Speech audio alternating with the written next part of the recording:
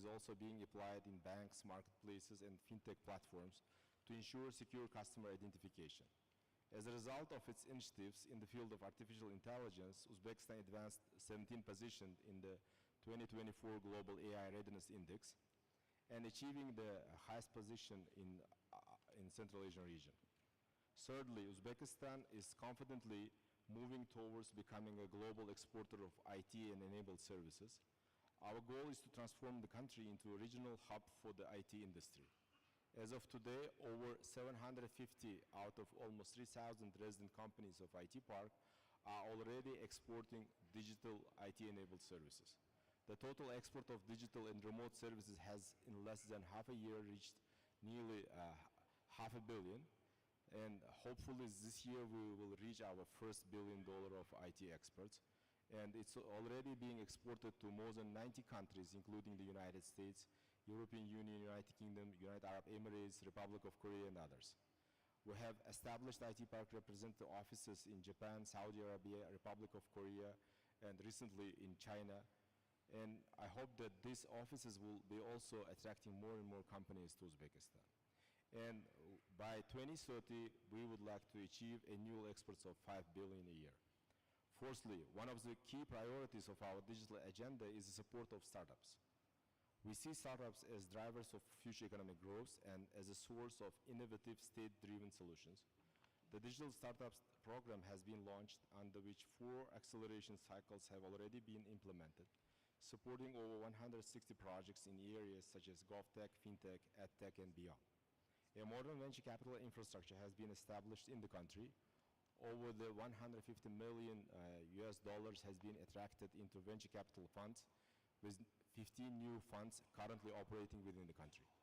We already have 2 unicorns. This year alone, many local startups have attracted international and domestic investors. And Uzbekistan has risen by 12 positions in the Global Startup Ecosystem Index, reaching 98th place and entering the world's top 100 for the first time. I would especially note that Tashkent has been recognized as the fastest growing startup city in Central Asia. Our goal is not merely to create startups, but to build a sustainable innovation environment in which ideas quickly turn into products and talents are actively supported. Fifth, any digital transformation is impossible without people. We are building a digital nation. Already today, as part of our project 1 million Uzbek coders, more than 2 million young people have already been trained in key digital fields such as graphic design, artificial intelligence, data analysis, and programming. And just recently, within the framework of Tashkent International Investment Forum, Uzbekistan launched a national initiative, 1 million AI prompters. The goal of the project is to train qualified specialists in the field of creating effective queries for artificial intelligence systems. This will expand the digital literacy of the population, create new jobs, and integrate advanced AI technologies into all sectors of the economy of Uzbekistan. And Uzbekistan leads the way in investing in workforce skills. According to last year's Coursera report, the country ranked first in the share of learners in the workforce, highlighting its commitment to training workers with in-demand skills. Of the 1.1 million Uzbek users on Coursera, 90% are students actively pursuing courses in programming, data science, computer literacy, graphics and design, and foreign languages. For the first time, Uzbekistan hosted the Asia-Pacific Informatics Olympiad and achieved its first success. Our school's students won bronze medals among 900 participants from 40 countries. In 2026, we will be honored to host the International Olympiad on Informatics, one of the world's most prestigious competitions in the world. Dear guests, we do not perceive digitization as an exclusively internal agenda. Our goal is to build global digital bridges. In this regard, Uzbekistan supports the export of digital public solutions, including identification systems, electronic document management, tax administration technology, and others. Proposes the launch of a joint United Nations-Uzbekistan program to train digital professionals for countries across Asia and Africa, stands ready to share its methodologies and digital platforms as open source technologies. Distinguished ladies and gentlemen, digitization is not merely about introducing new technologies. This is a new format of relations between the state and the people, based on trust, transparency, and mutual understanding. Uzbekistan is ready to move forward on path in close partnership with the international community. Thank you for your attention. I would be delighted to welcome you to Uzbekistan's GovTech booth after the session, where you can explore in greater detail the digital solutions that are already transforming our public sector. Thank you. Rahman.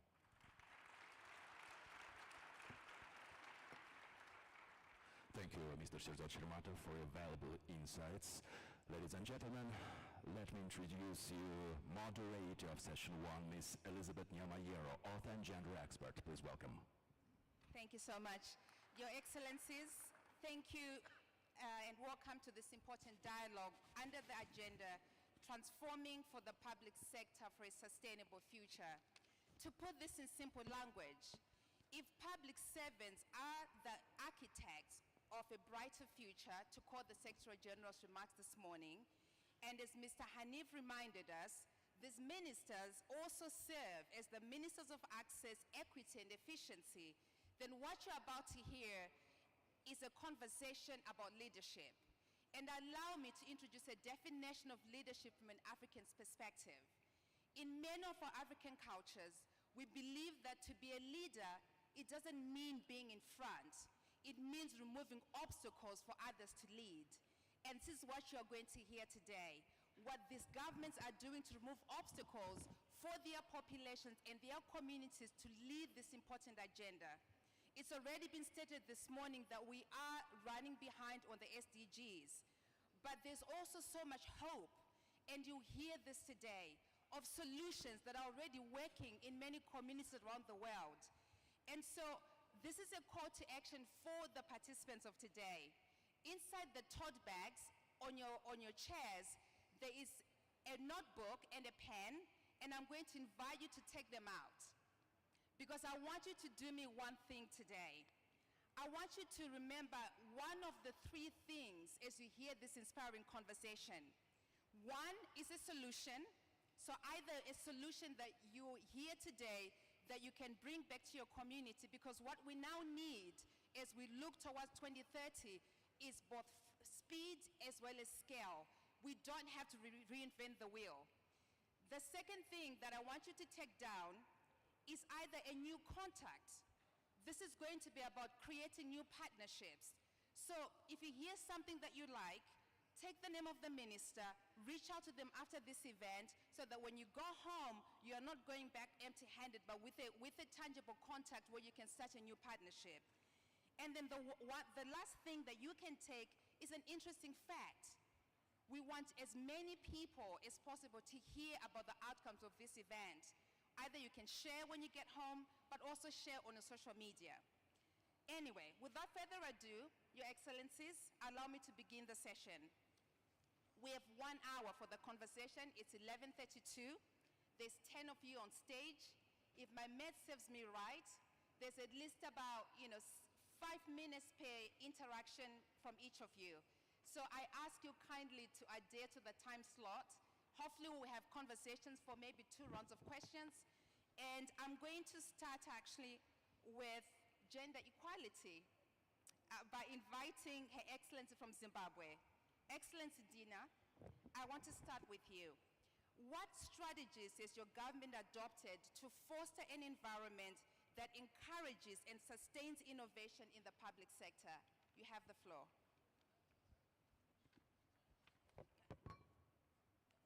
From there, you have a mic. You can use your mic. Okay.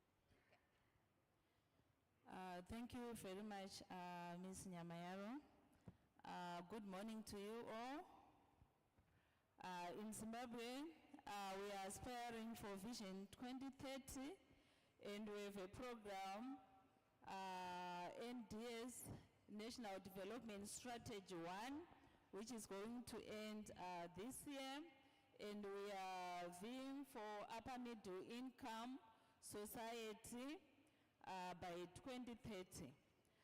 So what we did in Zimbabwe for sustaining innovation, we have innovation hubs and industrial parks, which is being administered by the Ministry of Tertiary and Higher Education, and it's a university-based program. whereby in each university, in each college, there are innovation hubs where they are doing experiences, and in the hubs, they come with ideas. We are trying to bridge the gap between an academia and an industrialist. So with the innovation hubs, we are producing in our students industrialists. We have also the STEM program, which is a project-based learning where the children are like solving problems and they are taught to think critically. It's just practical skills, as well as Education 5.0. We had Education 3.0, which translated to Education 5.0, after we added two pillars of innovation and industry. So this is technology driven, and it focuses on innovation, it focuses on industrialization, commercialization, and entrepreneurship. We are also promoting public-private partnerships, and through that, we have managed to have digital health solutions, we have the telemedicines, and also in our road networks, they are being done through that public-private promotion. So this drives economic growth. There's also the implementation of e-government initiatives. In Zimbabwe right now, with the e-payroll, we used to get pay slips in hard copies. Now there's e-payroll. It's now electronic. You don't have to get your hard copy. We have several e-government portals. We have also the smart agriculture, where there is livestock tracking. There is electronic case management systems. This is usually used by the Ministry of Justice, whereby in courts, when they are filing their cases, they don't have to file through hard copies. They are now doing it electrically. So this improves public service delivery, and you can see that in the court systems, there is transparency, there is accountability, there is innovation, because everything is being done electronically. Then the government of Zimbabwe is also investing in digital infrastructure. And through that, our government has launched the National Broadband Plan, whereby we are having internet access in remote areas, in hard-to-reach areas. We are trying to bridge digital divide, and also we are trying to bridge the gap that is there between female and male, between those in the rural areas and those in the urban areas. So usually, when we are doing the internet access program, we are targeting the rural areas as well as the urban areas.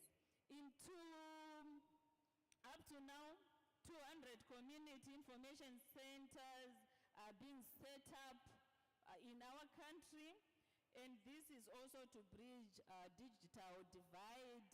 And at all the offices of the district administrators, there are information centers, so that when there is people are looking for jobs, there's e-recruitment, and also for procurement, there's also e-procurement. The government has also developed the National Industrial Development Policy, and this was developed so that we can improve our industrial sector. So all this that I have said, you can see that it drives economic growth in Zimbabwe. It's also improving our public service, it's improving our citizen participation, and it's promoting transparency, promoting accountability, and also it's enhancing governance. Thank you. Thank you so much, Your Excellency, for your intervention. If I may now call His Excellency from Solomon Islands. Your Excellency, you have the floor.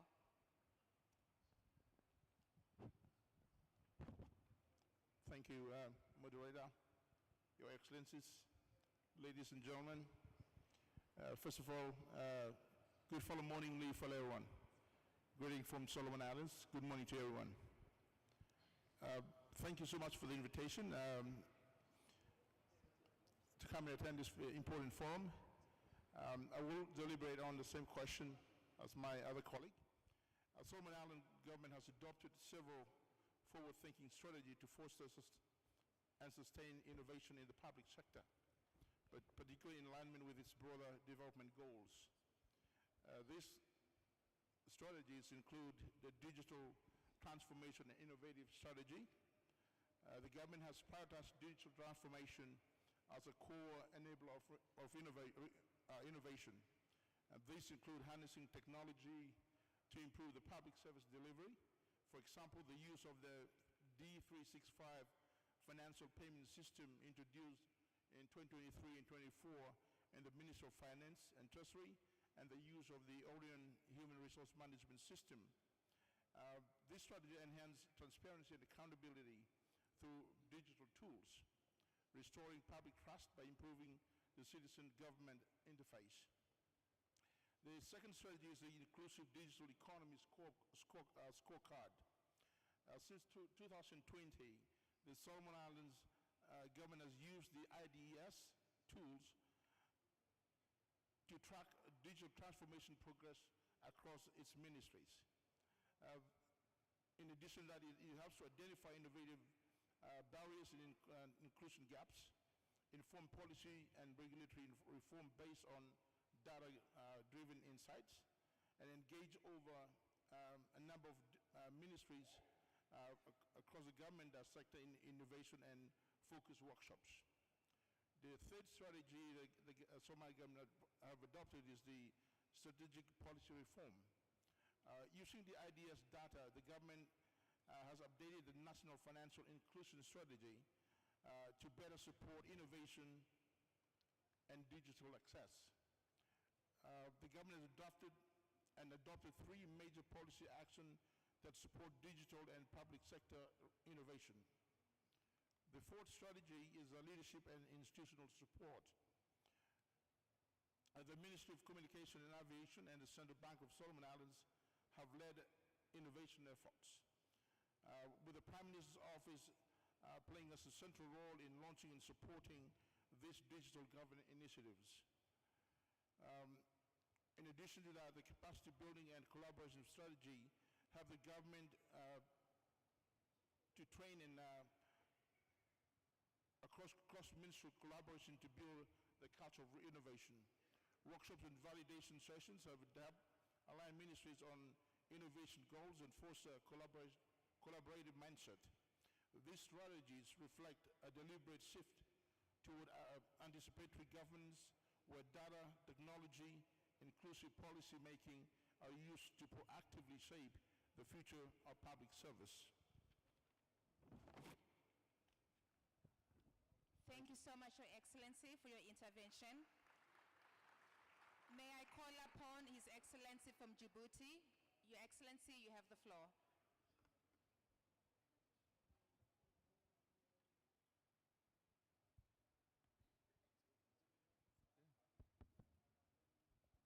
Bismillahirrahmanirrahim. Bonjour à toutes et à tous. Tout d'abord, je voudrais exprimer ma plus profonde gratitude pour l'accueil exceptionnel, chaleureux que j'ai reçu, ainsi que mon staff. c'est un véritable privilège d'être ici aujourd'hui et de participer à cette conférence d'une importance capitale sur l'innovation dans le service public. L'organisation est impeccable et l'atmosphère de plus inspirante. Je remercie les représentants des pays hôtes, les représentants des Nations Unies et tous les organisateurs de ce forum pour cette invitation. Moi, je vais essayer de répondre à la question qui nous avait été envoyée et qui consiste à quelle stratégie votre gouvernement a-t-il adopté pour créer un service, pour créer un environnement qui encourage et soutient l'innovation dans le secteur public. En ce qui concerne la question, je dois dire que notre pays est une jeune démocratie qui, en dépit de ses ressources limitées, a priorisé les questions de l'innovation et des technologies. Mais nous sommes encore au début de ce qu'on appelle aujourd'hui la transformation numérique et notre présence ici témoigne de notre intérêt pour apprendre et puiser dans les expériences des pays qui sont en avance dans ce domaine. Je pense que Samarkand est plus avancé que nous. Le gouvernement Djibouti a créé en 2021 le ministère de l'économie numérique et de l'innovation qui est chargé de mettre en œuvre la politique du gouvernement dans le domaine de la transformation, la digitalisation et de l'innovation technologique. Et pour soutenir le sort des jeunes entrepreneurs porteurs de projets numériques. Cette première initiative a été notre porte d'entrée avec la volonté politique d'introduire de l'innovation dans le secteur public et en soutien aux initiatives privées. L'objectif que nous recherchons vise la transformation de l'économie à travers le développement de nouveaux secteurs créateurs de richesses, d'emplois et d'inclusion sociale. Ce ministère est doté d'une feuille de route qui pose les jalons qui répondent aux exigences de la transformation nationale, de la modernisation de l'administration et de la réalisation des objectifs de développement durable. Le numérique doit agir sur les ODT de manière significative. Nous considérons que c'est un levier puissant pour atteindre les objectifs de développement durable et notamment dans les aspects de fourniture de services publics. La vision recherchée est que les pays deviennent une smart nation, une économie prospère, durable et une administration digitale au service de la bonne gouvernance, favorisant la transparence, la performance, la traçabilité et la redevabilité. C'est ce qui est entendu de cette stratégie de Smart Nation cible. Une administration digitale e-service, une économie numérique, promotion de l'entrepreneuriat, une participation citoyenne et le développement d'une culture numérique, un développement de compétences numériques, un cadre réglementaire et un renforcement des infrastructures numériques.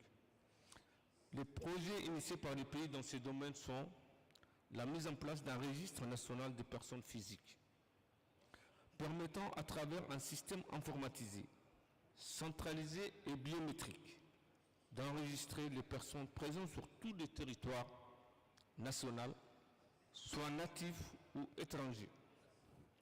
Nous avons réussi à déployer un nouveau système unique biométrique pour la gestion des documents officiels dans la République de Djibouti. Il concrétisera la mise en place d'un registre national des personnes physiques et aussi la mise en place du numéro national d'identification unique.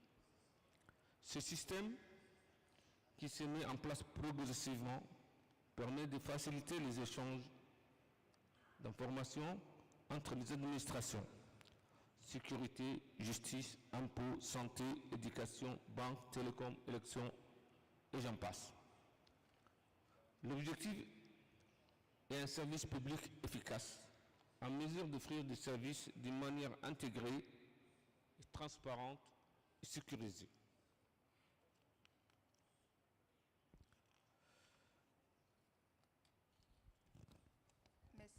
Merci beaucoup. La mise en place d'un e-gouvernement, il s'agit à travers ces projets de promouvoir à tous les niveaux de l'administration, des technologies et de l'information et de la communication pour moderniser et d'apporter une innovation dans la fourniture des services publics. L'objectif étant de favoriser l'accès, l'efficacité, la transparence et la réduction des coûts administratifs. Ce travail que nous avons initié est en cours de progression et propose à titre expérimental des services en ligne et permet d'interchanger des données des différentes administrations pour favoriser l'interporalité. Nous avons mis en place aussi un centre dédié à l'entrepreneuriat et à l'innovation et aux personnes qui veulent créer leur propre entreprise. C'est un centre où il est possible d'accéder à des formations et des appuis conseils sur le plan technique et financier pour initier des projets. C'est en fait un incubateur pour accompagner les créateurs d'entreprises à transformer une idée ou un concept en projet fiable. Le fossé entre la réalité et les projets innovants présentés existe. Pour combler le fossé entre les expériences et solutions possibles, nous essayons de mener des évaluations et de tirer des leçons. Nous tentons aussi de combler le manque de capacités techniques de nos jeunes. Et j'avoue que dans un contexte où l'économie n'est pas diversifiée, il est difficile d'agir. Nous rencontrons des défis techniques et financiers importants pour matérialiser certaines initiatives, mais nous progressons de jour en jour et Inch'Allah, nous allons y parvenir. Merci. Merci beaucoup, Minister. Thank you so much for your intervention. Just a quick time check. We are 40 minutes out. We still have plenty of ministers who haven't spoken. I'm going to call now on Minister from Mali and kindly ask that you adhere to your 5 minutes speaking. Thank you, Your Excellency. You have the floor. Bonjour à tous et tous. Merci, Madame la modératrice. Je voudrais d'abord remercier la République d'Ouzbékistan pour l'accueil chaleureux qui nous a été réservé. Également remercier l'ensemble du système des Nations Unies pour nous avoir associés à ce débat de haute portée. Mon intervention va porter sur quelle stratégie avez-vous adoptée au sein de votre gouvernement pour créer un environnement qui encourage et soutient l'innovation dans le secteur public. Pour commencer, je dirais que le gouvernement du Mali a adopté en 2015 une politique nationale de l'économie numérique. Et cette politique, appelée Mali numérique et son plan d'action 2015-2020, avait pour objectif de développer le numérique et de diminuer la fracture numérique au sein du pays. Elle a été accompagnée par la création d'un département chargé de l'économie numérique et de la modernisation de l'administration pour accompagner la digitalisation de l'administration. Le gouvernement également a lancé un vaste programme de digitalisation de l'administration publique pour rendre les services publics de qualité aux Maliens. Ce programme a été lancé par le président de la transition, chef de l'État, le 22 juin 2024. Ainsi, un comité de pilotage de digitalisation de l'administration a été créé et présidé par le Premier ministre, chef du gouvernement, qui regroupe 17 ministères où il y a besoin de procéder à une digitalisation des procédures administratives pour le bonheur des citoyens et supprimer les contacts physiques dans beaucoup de procédures administratives. Ainsi, le gouvernement a pris en juillet 2024 un décret fixant les principes de la digitalisation des moyens de paiement dans les services publics. À titre d'exemple, des plateformes en ligne ont été créées pour développer notamment des démarches administratives. On peut citer la digitalisation des paiements des impôts et des taxes, au niveau de la Direction générale des impôts, la déclaration et le paiement en ligne des impôts. Au niveau de la Direction générale des douanes, le scanning des marchandises, la déclaration et le paiement en ligne. Au niveau de la Direction générale du Trésor, un paiement en ligne par la création des trésors pays, le paiement en ligne des contraventions de police, le paiement en ligne des actes de procédure au niveau des tribunaux, les casiers judiciaires, les certificats de nationalité y compris. Le paiement en ligne des frais d'actes d'état civil dans les mairies, les déclarations de naissance, d'actes de mariage et tous les actes d'état civil. L'instauration de la déclaration en ligne des intentions d'importation par la Direction générale du commerce, de la consommation et de la concurrence. La création d'une agence pour la promotion des investissements au Mali, qui a ramené la création d'entreprises en 72 heures contre 2 mois avant. L'adressage numérique des parcelles de terrain Ninaka d'adresse sous la forme d'un guichet unique du titre foncier qui a permis de réduire le délai de création du titre foncier en 6 mois contre 2 ans avant la création du guichet unique. La création des centres de télémédecine. S'agissant de la gestion des ressources humaines de l'administration publique, le gouvernement a initié depuis 2022 un projet de gestion intégrée des ressources humaines de l'administration appelé SIGRH, qui a permis d'interconnecter 11 directions des ressources humaines, et ces directions sont aussi connectées avec le numéro d'identification nationale unique, avec la direction de l'état civil et tous digitalisés. Ce projet est presque à terme et permettra, comme je le disais tantôt, de connecter toutes les directions des ressources humaines avec le bureau central des soldes, la direction de la fonction publique, la direction nationale de la fonction publique des collectivités territoriales. Et comme avantage, il y aura moins de papiers pour les usagers de l'administration et moins de files d'attente dans les administrations, et permettra à terme d'économiser et de maîtriser l'effectif des agents publics. Le gouvernement vient d'adopter également un plan national de formation pour 5 ans des agents publics et un plan de recrutement pour maximiser l'effectif de la fonction publique. Le gouvernement a adopté, en termes de transparence, une politique nationale de transparence pour asseoir la redevabilité et une politique nationale de gestion axée sur les résultats. Et pour soutenir de façon générale dans le secteur public en particulier, nous envisageons de créer une commission de labellisation chargée de l'accréditation, la veille, l'orientation, le contrôle et l'accompagnement des structures opérationnelles étatiques, la redevabilité et la politique nationale des start-up de gestion axée sur les résultats. Dans les universités, et pour soutenir de façon générale, il a été introduit des cours à distance. Nous envisageons de créer, et il a été créé un centre de labellisation d'intelligence artificielle et de robotique, la veille, l'orientation et la directrice du centre préside le comité scientifique de la digitalisation de l'administration. La direction générale des douanes utilise aujourd'hui de bout en bout le scanning des marchandises à l'importation comme à l'exportation, la détection de la fraude, la gestion des risques grâce à l'intelligence artificielle. Le ministère de l'Agriculture utilise des drones pour la surveillance des champs et la gestion des eaux d'irrigation de l'Office de l'administration du Niger. La direction voilà quelques réalisations que nous devons sentir dans ce cadre de ce débat, en permettant que nous pourrons profiter des échanges pour enrichir notre pratique. Je vous remercie. Merci beaucoup. Thank you so much, Your Excellency. I now give the floor to His Excellency from Georgia. Your Excellency, you have the floor. Voilà quelques réalisations que nous devons sentir dans ce cadre de ce débat, en permettant que nous pourrons profiter des échanges pour enrichir notre pratique. Je vous remercie. Merci beaucoup. Thank you so much, Your Excellency. I now give the floor to His Excellency from Georgia. Your Excellency, you have the floor. Voilà quelques réalisations que nous devons sentir dans ce cadre de ce débat, en permettant que nous pourrons profiter des échanges pour enrichir notre pratique. Je vous remercie. Merci beaucoup. Thank you so much, Your Excellency. I now give the floor to His Excellency from Georgia. reaffirm our commitment to the United Nations core principles and contribution to foster innovation for global challenges from the public sector.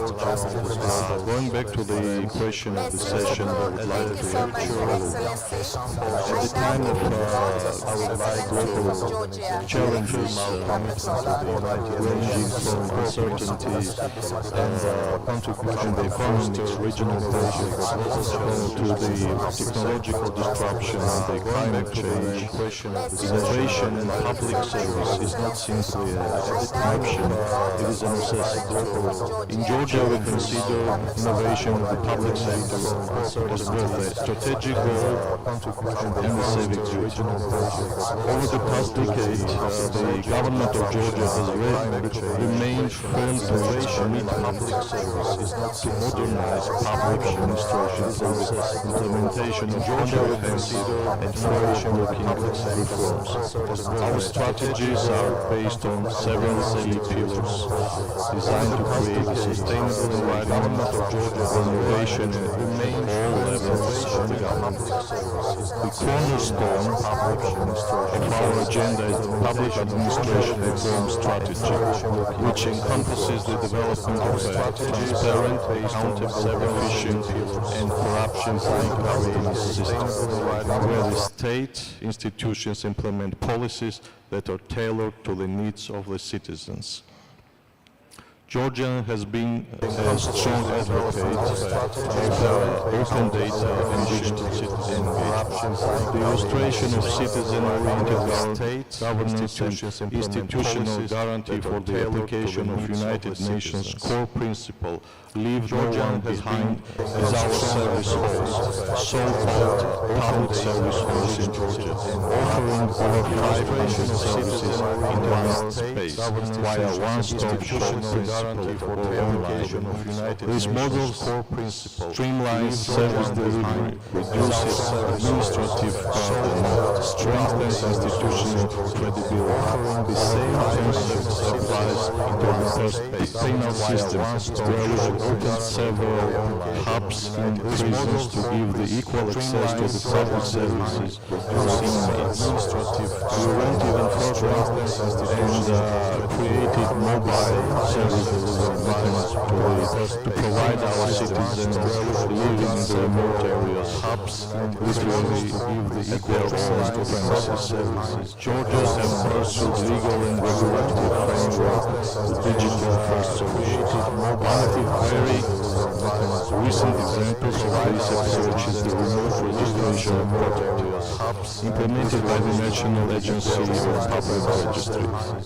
This innovation enables individuals to register property from any point in the world through a secure digital platform. This milestone demonstrates our commitment to removing barriers and enhancing access to essential services. Furthermore, prior to the Ministry of Justice, Georgia has developed a digital and secure strategy of Georgia 2025-2030, and its accompanied action plan for the next 2 years.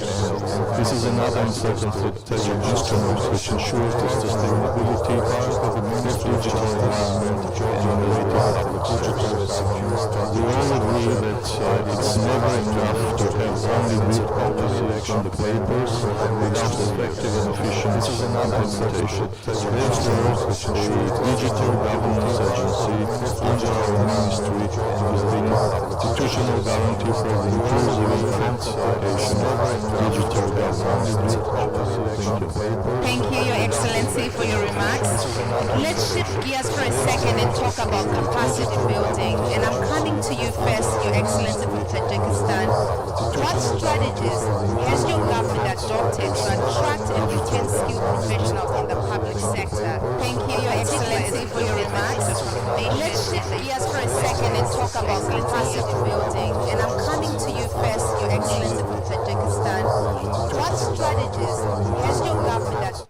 Прежде всего, разрешите выразить благодарность заместителю генерального секретаря, руководителю департамента по экономическим и социальным вопросам Организации Объединенных Наций и министру цифровых технологий Республики Узбекистан, уважаемому Шерзаду Шерматову, за приглашение принять участие в данном мероприятии. Это значимое мероприятие представляет ценную платформу для обмена опытом и координации усилий в вопросах расширения потенциала государственного сектора, укрепления человеческого капитала, технологических возможностей для достижения целей устойчивого развития. Позвольте поделиться с вами о предпринимаемых Министерством внутренних дел Республики Таджикистан мерах по цифровой трансформации и модернизации государственных услуг. Цифровизация государственного сектора в Таджикистане началась еще в 2003 году с утверждением первой государственной стратегии информационной и коммуникационной технологий для развития Республики Таджикистан. Затем был принят ряд важных нормативных правовых актов, составивших основу для внедрения информационных и коммуникационных технологий в деятельности государственных органов. Одним из ключевых документов в этом роде является концепция цифровой экономики, утвержденная постановлением правительства Республики Таджикистан за номером 642 от 30 декабря 2009 года, а также закон Республики Таджикистан от 15 марта 2023 года об электронном документе и электронной подписи. В рамках упомянутой выше концепции Министерство активно внедряет информационно коммуникационные технологии, направленные на повышение оперативности и прозрачности обслуживания населения, формирование единого информационного пространства, обеспечение информационной безопасности, адаптация внутренних процедур к современным цифровым стандартам. Ведомственные базы данных связанных программ и решений разработаны с учетом специфики деятельности подразделений МВД Республики Таджикистан, позволит сократить сроки оказания услуг, упростить административные процедуры и обеспечить более эффективное взаимодействие с гражданами. Еще одним из направлений является цифровизация государственных услуг с целью обеспечения удобного, быстрого доступа граждан к услугам через цифровые платформы. Так, нами в рамках реализации указа президента Республики Таджикистан от 22 июня 2003 года за номером 586 о мерах по расширению безналичных расчетов разработан и утвержден приказ от 4 июля 2003 года о принятых неотложных мер по расширению безналичных расчетов, в соответствии с которым в Министерстве последовательно внедряются меры по цифровизации платежных процессов. В частности, в целях создания современной инфраструктуры и интеграции внутренних рабочих систем подразделений органов внутренних дел с электронной системой безналичных расчетов была разработана специальная программная платформа. С использованием данной системы внедрен механизм безналичной оплаты государственных пошлин, обязательных платежей в бюджет, административных штрафов и других платных услуг через государственные унитарные предприятия Амунатбанк, коммерческие банки и иные финансовые кредитные учреждения Республики Таджикистан. В соответствии с установленным порядком оплаты услуг, произведенных гражданам через мобильные приложения Амунат Мобайл и использование посттерминалов, автоматически фиксируется по внутренним электронным системам ведомства с указанием суммы и вида оказания услуги. Это значительно повышает прозрачность и надежность расчетных операций. Одновременно была разработана специальная программа под названием «Умный платеж», основанная на детальном анализе специфики делопроизводства подразделений. Ее внедрение позволяет использовать информационные и коммуникационные технологии для обеспечения оперативности, создания единого информационного пространства, усиления информационной безопасности, представления доступа к рабочим кабинетам в режиме реального времени, а также подтверждения платежей через электронные квитанции. Для обеспечения обратной связи и практической поддержки граждан был создан Центр поддержки, доступный по короткому номеру 0012, в котором на официальном сайте Министерства внутренних дел Республики Таджикистан ВКДТЖ размещена специальная информационная страница, посвящающая государственным услугам, оказываемым органам внутренних дел. Внедрение современной электронной системы не только обеспечивает прозрачность и надежность поставления услуг, но и формирует единое информационное пространство, соответствуя повышению доступности и упрощению процедур и сокращению сроков оказания государственных услуг. В этом контексте в целях дальнейшей оптимизации процессов были реализованы меры по интеграции разработанных электронным программам подразделений Министерства внутренних дел с информационной системой налогового комитета при правительстве Республики Таджикистан, в частности внедрение идентификационного номера налогоплательщика ИНН, а также с Министерством юстиции Республики Таджикистан в целях регистрации свидетельства о рождении ребенка и в цифровом формате. В рамках стратегии цифровой трансформации государственного управления продолжается работа по подключению к системе других министерств и государственных органов. Так, в целях реализации концепции формирования электронного правительства и обеспечения перехода на безналичные расчеты была внедрена услуга по составлению справки о наличии или отсутствии судимости. Эта услуга реализована и использована базы данного Главного информационно-аналитического центра МВД и его подразделения через пункты безналичной оплаты компании «Стартпай», это умный платеж. Одновременно Министерство в сотрудничестве с соответственной компанией «Ватан ЭКТ» организовало электронную систему подачи онлайн-запросов на справки о наличии или отсутствии судимости по всей территории Республики Таджикистан. Мы сейчас поэтапно подключаем все наши подразделения к этой системе. Уважаемые господа, на сегодняшний день экспертно-криминалистические подразделения МВД Таджикистана осуществляют прием оплаты и представляемые услуги в безналичной форме через электронные платежи системы ГУП, Сберегательный банк Республики Таджикистан, Амунатбанк и ЗАО Душанбе Ситибанк.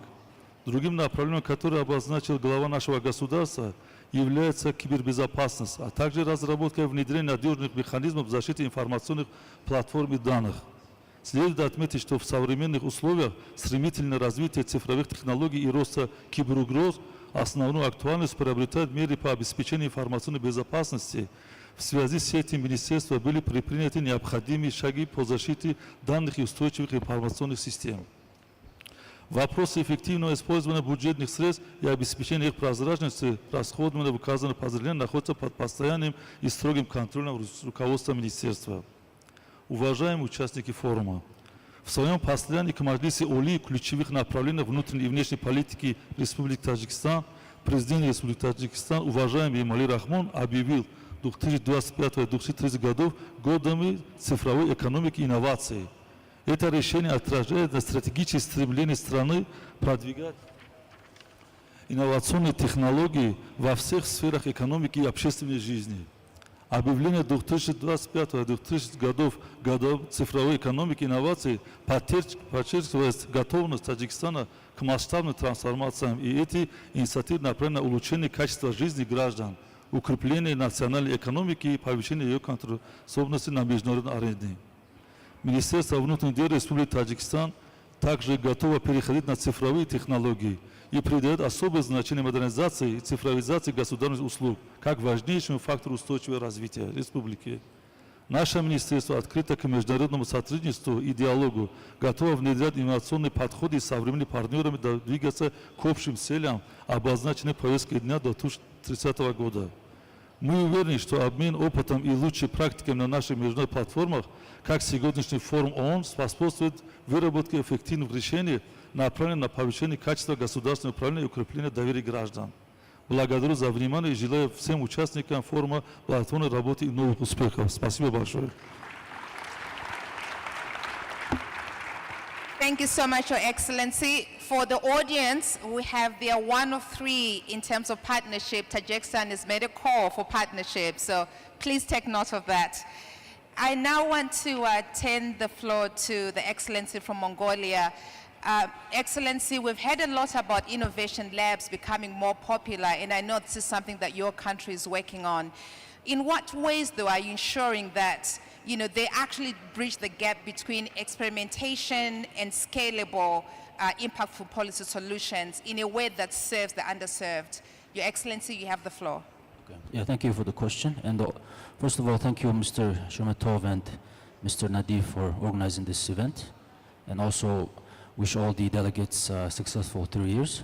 To answer your question, the Ministry of Digital Development of Mongolia looks at innovation, you can say maybe in 3 ways. One, obviously, to develop the legislation in Mongolia, especially since Mongolia is a middle-income developing country. There's a need for clarifying certain scopes, especially between the public and private sector. One of the principles that the Ministry of Digital Development work under is transparency and not driving out the private sector from the public sector, from the public space. So we understand that there needs to be good collaboration, maybe even through a PPP, between the public and private. Number two, we think there needs to be an integration, not just through, vertical integration, meaning between ministries and also agencies below the ministries, but also horizontal, meaning sharing of information and also exchange of information, especially this critical information between the agencies, between the government. So we think that's critical because the resources are limited. We need to capitalize on the information sources we have. So we think, number two, how to support innovation is definitely integration between the key line ministries and also the agencies within the government. Number three, and this is the most important, is, and we're discussing this throughout the forum, is supporting the public servants, public staff, making sure that the talent is driven to this sector, especially to the private sector. There's incentive for talent to come into this sector, especially the public is leading this initiative. We see that private companies are doing necessary establishment of systems, but we think, again, a collaboration between private and public is key, and that's why a talent absorption, meaning bringing talent into this sector, is key. Also, transparency, we think that's fundamental. Making sure that all information and all data, all financial information is transparent to the public. We do this through open data in Mongolia. So even an individual, even a child can view and access how this public funds are being spent. So we think that's critical. And in summary, public talent, bringing in talent is important, transparency is important, and also finally collaboration between the public and private sectors. Thank you. Thank you, Your Excellency, for your remarks. Mr. Hanif, I do want to give you the floor. One of the things you said in your remarks this morning, which was very powerful, was the idea that we now need to move faster and together. As you and DESA, how and what kind of support can you offer countries who want to accelerate progress on the 2030 agenda? You have the floor. Thank you so much, moderator. This has been a very energizing conversation. But before I get to the technical support that we offer, I just want to refresh our memories that today, the Public Service Day, should make us realize how lucky we are to be in the public service. It's an honorable job to have, because when people run into trouble, they are hit by a disaster, by a pandemic, by a catastrophe, they all look towards you. And the United Nations was created with these core values to serve humanity, built on indomitable hope in the goodness of humanity and our ability to secure life of dignity for all. So what we offer, first and foremost, there are 11 principles of effective governance for sustainable development. We have a committee of experts in public administration that has developed these 11 core principles which should guide every public service and every public servant. It's not just technology, it's not just files and papers, it's the human beings behind these files and papers who matter. So these core 11 principles are associated with 64 strategies on budget transparency, on ethical government service, on foresight, on planning for people's better lives.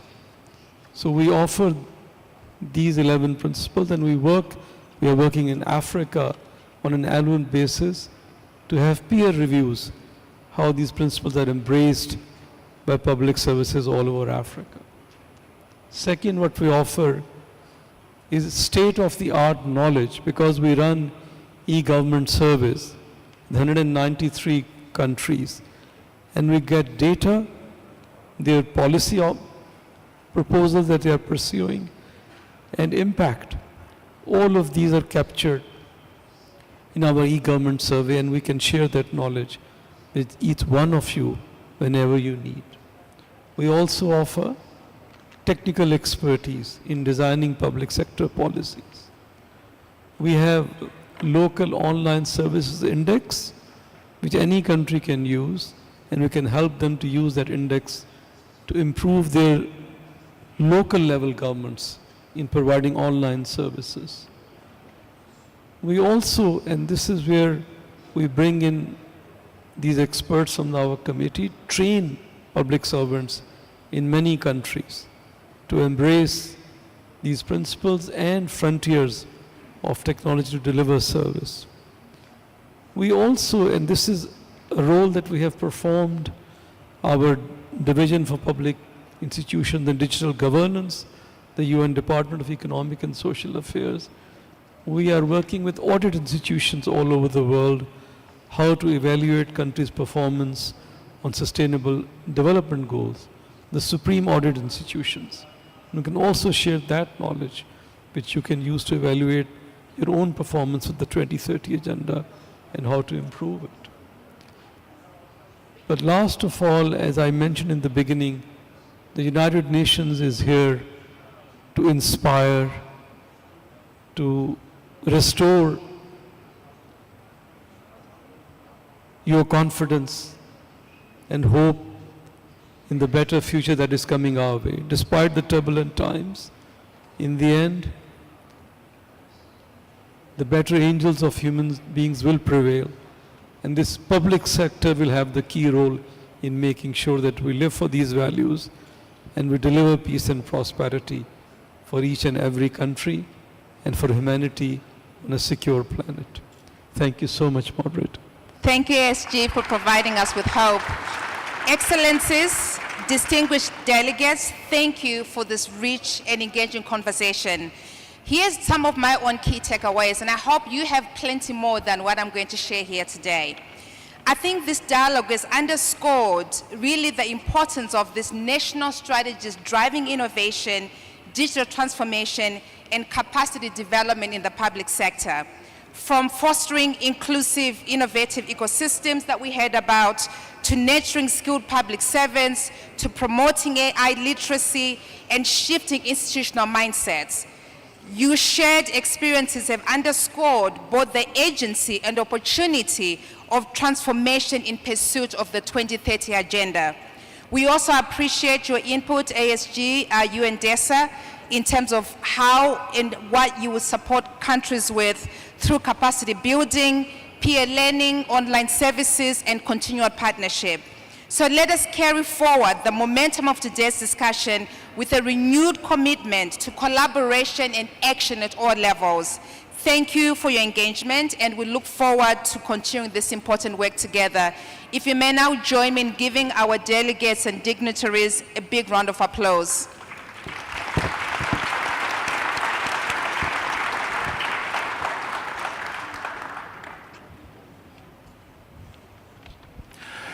Thank you, Ms. Nyamayero. We sincerely thank our distinguished speakers and the moderator of session 1 for a fruitful discussion and thought-provoking visions shared today. As we conclude the session 1, let us give a round of applause to our esteemed speakers as they return to their honored seats in the audience. Mr. Navid Hanif and our moderator, Ms. Elizabeth Nyamayero, are kindly requested to stay seated on the podium. Your contributions today offered valuable insights into transforming the public sector for a sustainable future. The practical ideas, shared experiences, and forward-looking perspectives will undoubtedly help shape ongoing reforms and foster innovation across public institutions. Thank you once again for such an engaging and impactful dialogue during the session 1. Ladies and gentlemen, we now move on to the session 2, titled 5 Years to 2030 Accelerating Public Service Delivery. Allow me to invite the speakers of the second session to take their seats at the presidium. Please welcome Ms. Adea Perdeni, Minister of State for Public Administration and Corruption, Albania. Mr. Ceyhun Salmanov, Deputy Chairman of the State Agency for Public Service and Social Innovation, Azerbaijan. Ms. Tashi Pam, Chairperson of the Royal Civil Service Commission. Mr. Davor Bunoza, Minister of Justice, Bosnia and Herzegovina. Mr. Salman Jacobs, Chairperson of the Civil Service Commission, Namibia. Mr. Mahat Said Ali Ba Avain, Minister of Labor, Oman. Mr. Olivier Boukal, Minister of Public Service, Senegal. Mr. Johan Forssell, Minister of Migration, Sweden.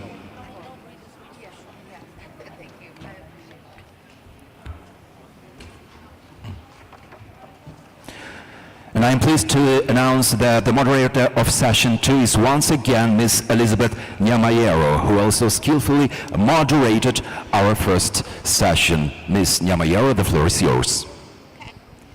Thank you so much, Your Excellencies. Welcome to this conversation. This is the part 2. We're talking about accelerating public service delivery. As we said, it's about speed, but it's also about scale and efficiency. I want to just remind you again, time check. We have until 1 o'clock for this conversation.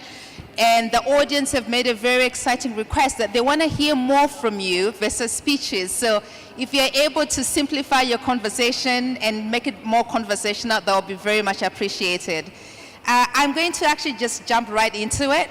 And the first question is, what targeted policies and actions are being taken in your country to ensure that the needs of the most vulnerable are being met, and how successful have these been as well? Because we want to also know what is already working so that people listening here in the audience, to those tracking your one of 3 as a new solution, can simply look at how they can adapt and scale and implement in their own countries.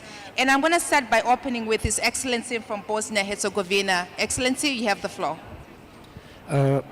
Thank you. I want to greet you all and thank you for invitation and hospitality. It's really great here in Uzbekistan. I'm Minister of Justice of Bosnia and Herzegovina, but under my competence is also public administration in Bosnia and Herzegovina. First, I want to explain that Bosnia and Herzegovina is a state located on the southeastern part of the Europe, but we are not member of the European Union, even that we opened accession negotiation last year, which was a big success for Bosnia and Herzegovina. When it comes to vulnerable groups in Bosnia and Herzegovina, I will mention the top 5 vulnerable groups in Bosnia and Herzegovina. They are persons with disabilities, the Roma population and other national minorities, victims of the war that occurred between 1992 and 1995, internally displaced persons, asylum seekers, and refugees. The key challenges that we have in Bosnia and Herzegovina is limited access to social and health protection, discrimination, and difficult realization of fundamental rights. I have to say that we have a huge assistance from the international organization, for example, UN bodies for UNICEF, UNHCR, World Bank, and delegation of the European Union. Also, we established the domestic institution in Bosnia and Herzegovina to provide assistance for these vulnerable groups, and the main institution is the Ministry for Human Rights and Refugees. When we are talking about target police in policies in Bosnia and Herzegovina, I would like to highlight the following: the development of action plans For example, the strategy for addressing the Roma issue in Bosnia and Herzegovina has been successfully implemented. The strategy has made progress in education, employment, housing for this category of population. Also, we established a very quality of free legal aid for vulnerable groups in Bosnia and Herzegovina. And our greatest ongoing challenges in Bosnia and Herzegovina is how to securing sustainable financial resources to support this group. Thank you. I was very short and I saved your time. Thank you very much. Thank you so much, Your Excellency. I appreciate that. Thank you for your intervention. Now we want to hear the African perspective. Your Excellency from Namibia, the floor is now yours.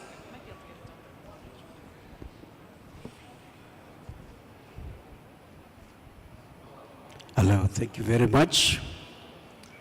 Let me start by also thanking the host country for giving us a pleasant welcome, as well as the United Nations body, the UNDESA, for inviting Namibia to this important forum of the UN Public Service Forum 2025.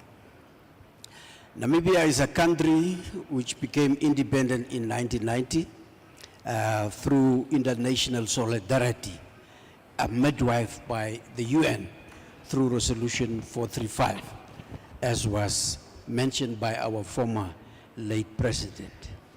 It's a vast country with a total area of more than 800,000 square kilometers. Germany, France, and other countries, Italy, can all come into this country. So big the country is, yet it has only a population of 3 million people. One has to travel far distance before receiving the next service. It is in that context that Namibia has put in place targeted policies and actions for implementation and to support its vulnerable community members. The children, the elderly, persons with disabilities, women, people in informal settlements, and also people who are in the rural communities. With regard to the targeted policy framework, Namibia has what is called the Decentralization Enabling Act of 2000, through which services are brought closer to the people. Namibia also has a regular, peaceful, fair, and transparent elections on all levels, be it national, presidential, regional, and local authority level, so that the elected representatives can take care and identify needs of the people, and together with the national government to provide effective service delivery, needs assessment, risk mitigation, as well as effective interventions to address those issues. Namibia has what is called the Social Protection Policy, which was adopted in 2021. And through that, it has introduced a comprehensive life cycle support to the youth, the elderly, disabled, and unemployed. These are grants which amounted to more than 5.1 billion in 2018 to 2019, and again in 2020 to 2021, more than 6.1 billion was allocated to this sector. The old age people are receiving something like 1,600 of the Namibian dollar, and disability people are also receiving similar amount, while child grants are also receiving 350 per month. This is a coverage of more than 95 to 98% of the elderly, 71 to 74% for the disabled, and the child grants covers around 60 to 66% of the population.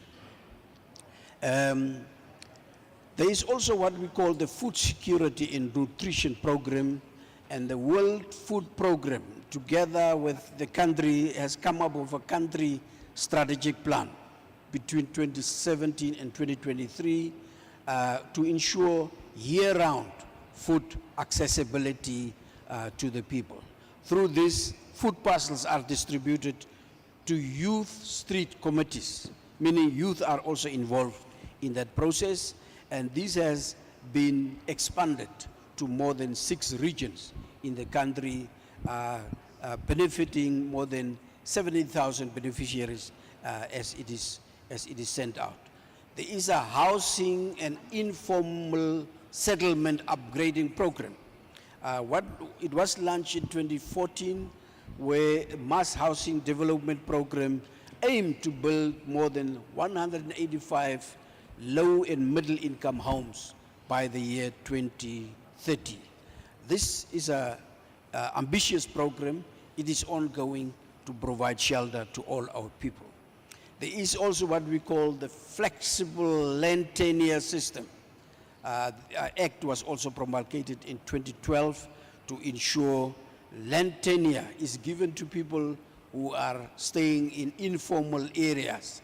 Informal areas are areas around the urban areas where people put up a shack or a structure just to stay, and the government wants to ensure that they are properly registered, the place where they stay, as well as they should also own the property where they are. Government is also supporting communities, gender and rural empowerment. EPACO Women's Center was opened in 2012 for skills training, where tailoring, beadwork, business, small and medium are being provided, as well as gender-based violence and childcare are provided at these institutions. Namibia is known for a very effective wildlife conservation program, and there is a community involvement that we have in this program, where rural communities are owning these conservancies, where they manage it and where they ensure that ultimately they benefit and also generate revenue through that program. And 1 in 12 Namibians are directly benefiting from these wildlife tourism revenues, funding schools through that process. Clinics, ambulances are also given, and this is boosting livelihoods as well as conservation efforts by them. The youth policy was revised in 2006 and again in 2020 to 2030. This introduced, this youth program is aimed to promote youth employment and also entrepreneurship, financial support, and land access to the youth. It is a cross-sectoral youth development program, and it has 4 pillars: health and social welfare, education and skills, economic empowerment and inclusion, and civic and political participation. There is also what we call education and skills development, where Namibia has introduced free education up Your to Excellency, tertiary level. And apology, Excellency. Before you jump onto education, can I just pivot to another conversation? We'll come back to education. Okay. Yeah. Thank you, Excellency. Now, I do want to shift gears for a second, and we'll come back, I promise you, and speak to the topic of marrying traditional with innovation, because we know it's going to take both of these things to work. And so the question here is, how have recent changes and advances in digital technology enabled each of your governments to better reach the most vulnerable of the population, and in particular when you're combining them with the traditional approaches? And I want to invite Albania, Your Excellency, you have the floor to give us your first input. Thank you very much, Elizabeth, and also let me thank you, the organizers, for such an amazing organization of this forum, and we're very glad that we could be part of this and share our own experience into this kind of a forum where all of us, rather small or big countries, we can, I think, bring some examples to this discussion, examples which have been meaningful into not only increasing the efficiency of public administration, but also making sure that we improve how everybody experiences the state in its entirety. So in our case, especially in the past 5 years, we have jumped to offering 1,240 services, which make up to 95% of all services that are now offered online, which means that this has jumped Albania more than 20 positions in the UN e-governance ranking, meaning that with this kind of reform path that we have undertaken, we have transformed the way we interact with citizens and the state interacts with citizens, but also on the other hand, looking from a much more important perspective, how we have made that these services are becoming available, transparent, and we can also use this as a means to curb corruption. So overall, I think that we're quite satisfied with the progress that we have been achieving, but on the other hand, we have been increasingly cognizant of the fact that through this big revolutionary move, we had to also make sure that, as the UN mantra goes, that no one has to be left behind, we wanted to make sure that these services also become much more tangible and much more accessible to all those who have specific impairments, but all those who also live in remote areas and the outskirts of the cities, and making sure that everybody, regardless of their age, regardless of their economic status, have the same access to our own digital services. This is why we have made the very core of this reform, ensuring that we ensure access and enable all the technological means to ensure access to those visually impaired. So our services now has a voice accompanying of the way in which services are being offered. And most importantly, now we have a cutting-edge AI digital assistant which goes and accompanies the entirety of the service delivery process. And this is what we believe lies at the very core of user centricity in how we interact with citizens. On the other hand, I think that it's extremely important also to make sure that in this ambit, we also take and put specific attention to what is believed to be very important in how we are in line and how we pick up all those new elements of digital interactions. Now we have been piloting AI in many different areas of public and service delivery.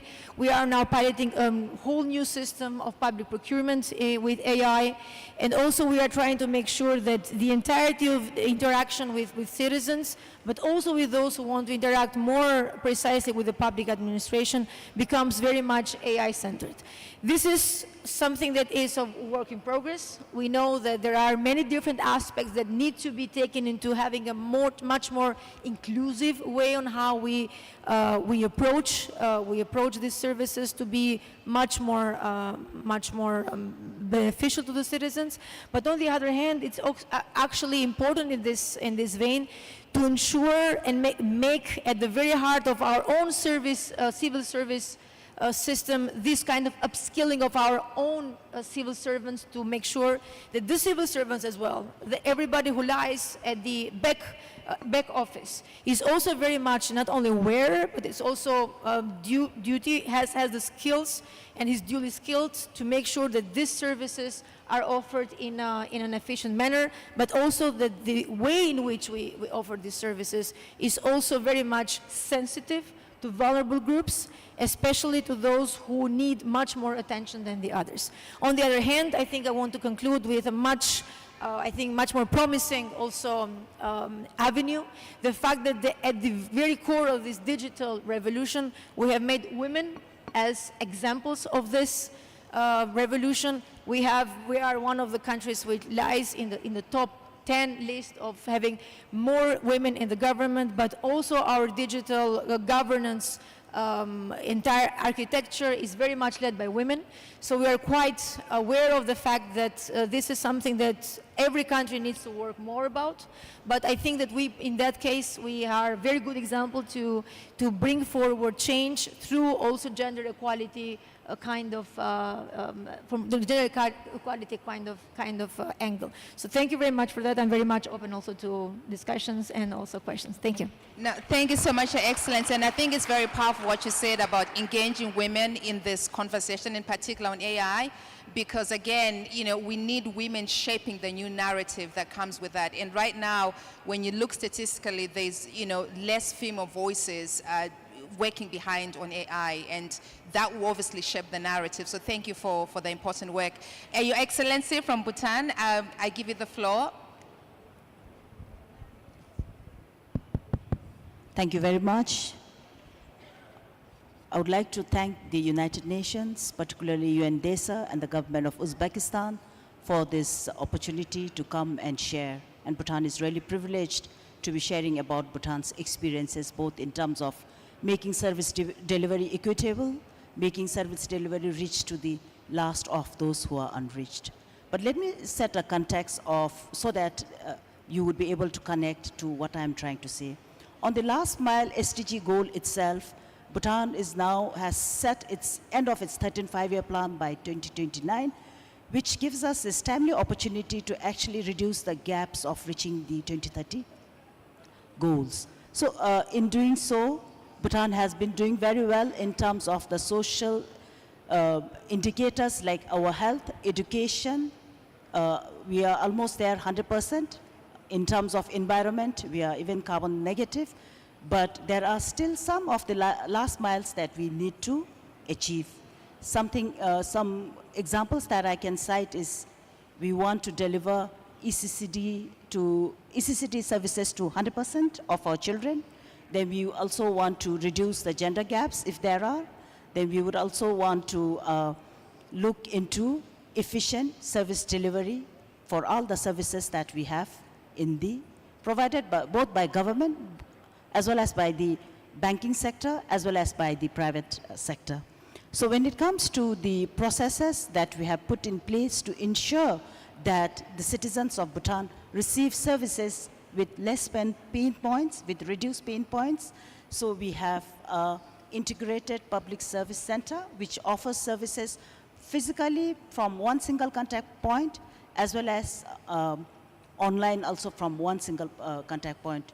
We also have a national digital ID, which is a blockchain based, and a lot of government services are actually loaded into the national digital ID. Further, we also have help desks of 205 blocks, which is at the local government level, that we have a dedicated person which gives services to our citizens. In terms of providing services, the citizens are very satisfied with us, and our new goal is to ensure that the citizens, in our next citizen satisfaction survey, one of the key indicators should be 0 pain points in availing public services. So I would leave it to here. Thank you very much. Thank you so much, Your Excellency, for your intervention. Now, I want to turn on to a very interesting topic. As we know, the SDG made it very clear that it's going to require all of us, multi-partnerships, in order to deliver on this ambitious agenda. And I'll also add my own personal antidote, which is that I don't believe that any of us have to do everything, but all of us have to do something. And those small actions that we take will culminate into the big change that we need to see. So I want to talk to Azerbaijan in terms of partnerships. How is your government leveraged this multi-stakeholder partnership to really drive change towards the last mile? Thank you very much. First of all, I would like to extend my sincere gratitude to government of the Republic of Uzbekistan and United Nations for the warm welcome and also for the wonderful forum. We believe that in order to deliver last mile's essential services, we need collaborative ecosystem which is transparent, efficient, and inclusive. And for that, multi-stakeholder partnership is very important. And in 2012, our government decided to create a special state agency for public service and social innovations under the Republic of the President of Azerbaijan. the organization which I am representing here. And that organization created special one-stop shop model of centers which is called ASAN service. ASAN in our language means easy services. And we believe that the collaboration is not only about PPP, public-private, also we need collaboration among the government as well. Therefore, we gathered more than 15 government agencies under one roof and started to provide one-stop shop services to our citizens. And for now, we have more than 400 services, and about 50% of that services are private services. In our centers, we are not only providing government services, also providing private services. Why? Because we believe that we need to collaborate in order to serve our citizens better. And also, it's very important. Why? Because we need to make sure that no one left behind. When we collaborate, we can innovate very easily, we can develop our services very easily, and we can deliver our services easily.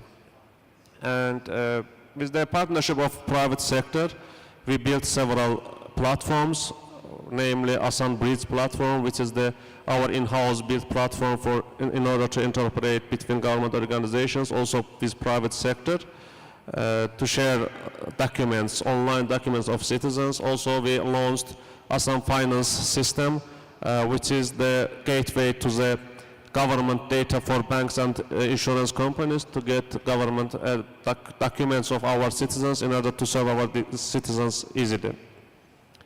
And we see that this partnership resulted with the citizen satisfaction. Now we have 99.8% citizen satisfaction in ASAN service centers.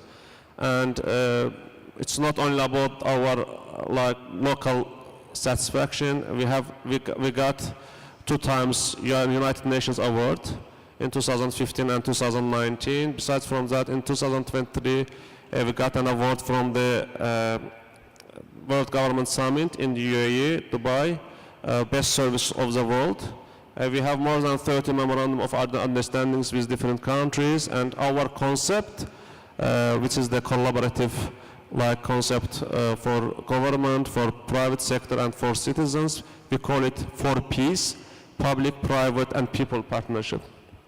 And we applied our services based on our concept in 5 countries, launched their own ASAN service concept service centers in Uganda, in Uzbekistan, Indonesia, Afghanistan, and several days ago there was an inauguration ceremony of a public service hall in Ethiopia. And we think that now if we extend the sphere, it's not only about public, private, and government, also it's about international partnership as well.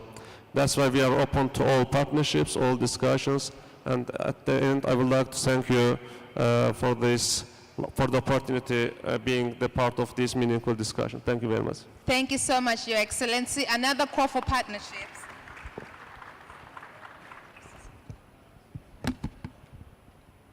Apologies, my mic died. Thank you, Your Excellency. Another call for partnership. A quick time check, we have 9 minutes. I still want us to be able to talk about gender equality because I think Bosnia and Herzegovina is doing something really exciting on that. We also want to make room for a quick conversation on education and some key takeaways from Mr. Hanif and His Excellency from Namibia. But maybe I can turn to His Excellency from Senegal. You have 3 minutes for your intervention. Over to you. For Monsieur, vous avez la parole. Oui.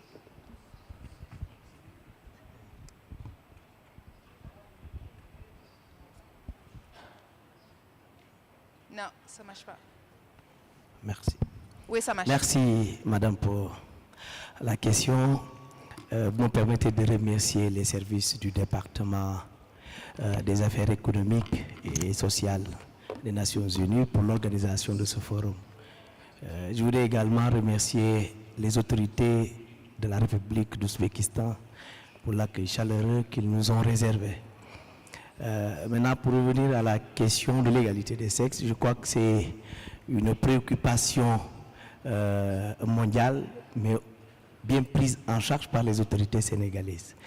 La question de l'égalité des sexes est consignée aussi bien dans notre charte fondamentale qui est la Constitution, mais il faut dire que nous avons une stratégie nationale d'équité et d'égalité donc du genre. Ce qui fait que tous ces textes-là essaient donc de mettre en avant donc l'égalité des sexes.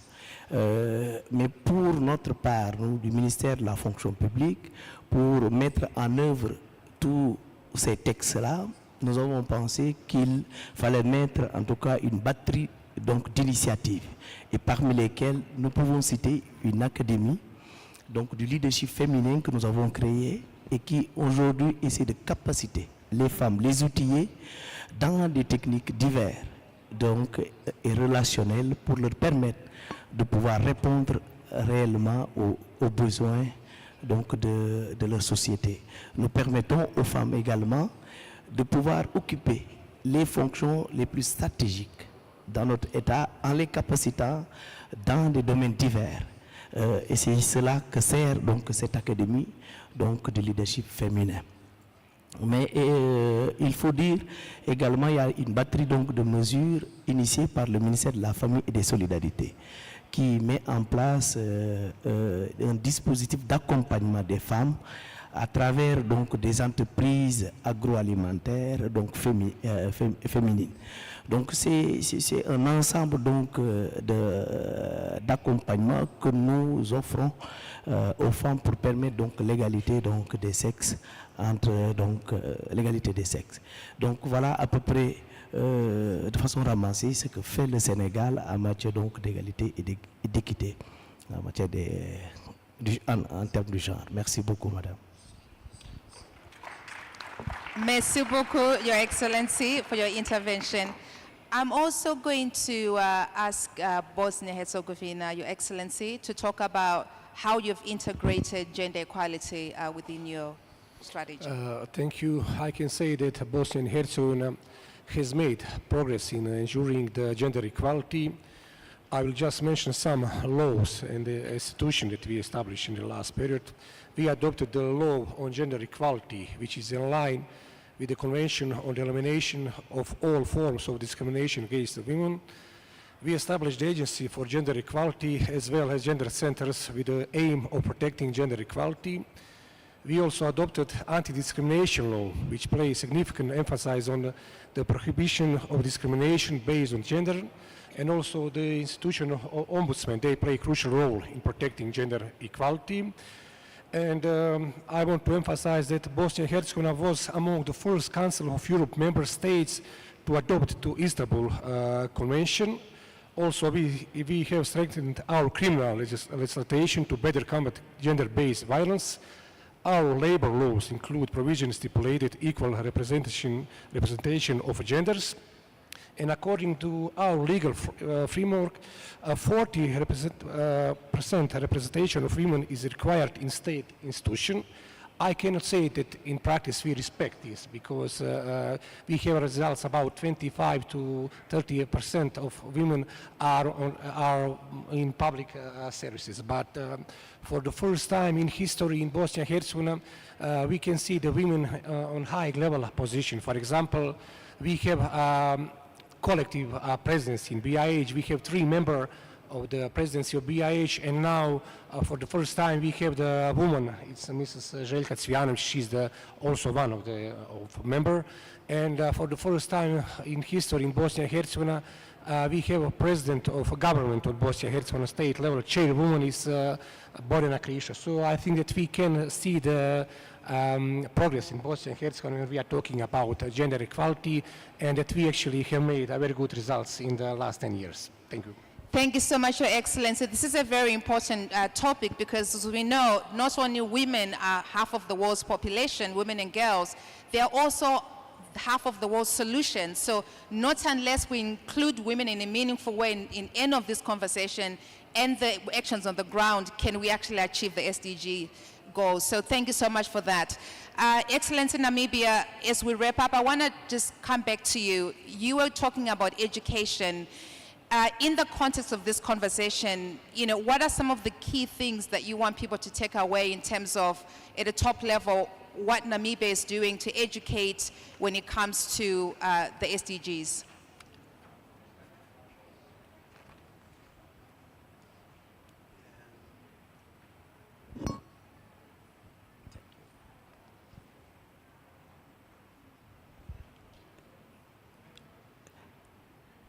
Namibia has been going all out to support the SDGs. And it has put in place mechanisms to do that, as well as policy framework in ensuring that Namibia also ensures that United Nations SDGs are taken good care of. Namibia is one of the countries that also has, on the one hand, the first issue, the first SDG, which is the poverty reduction, is something Namibia takes it very seriously. And in this regard, the Ministry of Poverty Eradication was set up, and but this ministry was taking care of vulnerable people, elderly, and all of that in terms of providing different services. But with the new administration, that has changed, where they are saying that instead of having one ministry dealing with poverty reduction and other issues, maybe the best way is for the country to change so that each sector, each ministry and their sector must take care of issues relating to poverty reduction. And further to that, also education in Namibia is free. It is from the primary to secondary, and come year 2026, education on the tertiary level will also be free, to be provided free throughout all the countries, as far as it relates to tuition and other fees that are required at the university level. Thank you so much, Your Excellency. I want to stay on the topic of education as we sum up this panel discussion and turn to Mr. Hanif from UNDESA. What are some of the key takeaways? What have you learned and that has inspired you today? And what do you want people to take away as well? Thank you, moderator. And how many minutes do I have? How many minutes do I have? You have 3 minutes. 3 minutes. Yes. And you want me to capture what I learned today? Just the top level. And people can find you after if they want to First of all, have a it has been an conversation. honor to be part of both panels, enriching conversation and very illuminating national experiences. But I want to say, since morning and since even yesterday, what I see, and I saw the manifestation in these conversations, so far what we have witnessed is the spirit of Samarkand should come into public service. What is the spirit of Samarkand? Samarkand is known for pushing the frontiers of knowledge, pursue innovation, and innovation is critical for every public service to deliver effectively. So innovation is one message that I've heard in different words, but innovation is key. Second element of the spirit of Samarkand is openness. Keep your minds open to other cultures, to other approaches, to other knowledge streams. And that's what Samarkand accomplished by opening its mind to every culture, every knowledge stream it innovated. Third is cooperation, collaboration, working together, hold the key to accelerate the achievement of the 2030 agenda. And that is also the spirit of Samarkand. Cooperate with anyone who comes to you with knowledge and solutions. So these are the three things I have learned. And what DESA can do, we can carry forward the spirit of Samarkand to other forums also. Thank you. Thank you so much. I think Mr. Hanif has summed it perfectly. The only thing left for me to say is may I ask you to all please stand up, and let's give our ministers from round 1 and round 2 a big round of applause.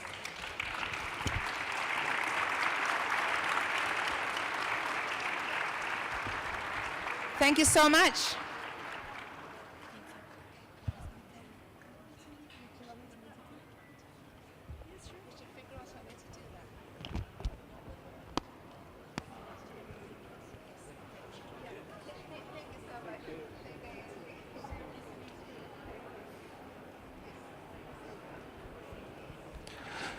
Thank you, our dear moderator and distinguished speakers, for the insightful contributions and engaging discussion during session 2.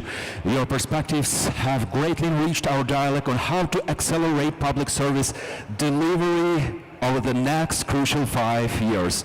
We now kindly invite all participants to join us for lunch, which is being served in the designated dining area in the hall named Sun. Please ask our staff if you need directions. For our esteemed ministers and their accompanying delegates, a shuttle bus has been arranged and will take you directly to the lunch venue. Enjoy your meal, and we look forward to seeing you in the upcoming sessions.